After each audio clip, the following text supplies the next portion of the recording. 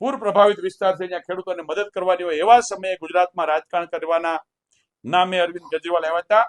હું કેજરીવાલને પૂછું છું કે ખેડૂતો માટેની ગુજરાતની કોઈ પણ ડિબેટ્સ કરવી હોય, તમે તમારા 10 વર્ષના દિલ્હીના હિસાબો અને દિલ્હીના અને પંજાબના ખેડૂતો માટે કરેલા કામની ચર્ચા જાહેર મંચ પર કરવી હોય, ત્યારે ભરત બોગરાની ભારતીય જનતા પાર્ટીના કાર્યકર્તા તરીકે તૈયારી છે. તમે તમારા કામની ચર્ચા કરો, અમે ગુજરાતમાં ખેડૂતો માટે જે પગલાઓ લીધા છે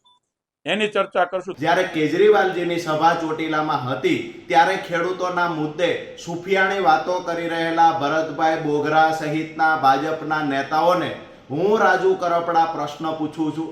કે ગુજરાતમાં પણ પાક નુકસાન થયું છે, ગુજરાતમાં પણ અતિવૃષ્ટિ અમુક તાલુકાઓમાં થઈ છે, તો જેવી રીતે પ્રતિ હેક્ટર આમ આદમી પાર્ટીની સરકારે પંજાબમાં 50,000 રૂપિયા પ્રતિ હેક્ટર વળતર ચૂકવું ખેડૂતોને, ગુજરાતમાં ક્યારે ચૂકવવાના છો? બીજી એક મહત્વની વાત, જો ભરતભાઈ બોગરા ભાજપના નેતાઓને કહે, ભાજપના નેતાઓ ભાજપની સરકાર નક્કી કરે અને ખેડૂતોને પ્રતિ હેક્ટર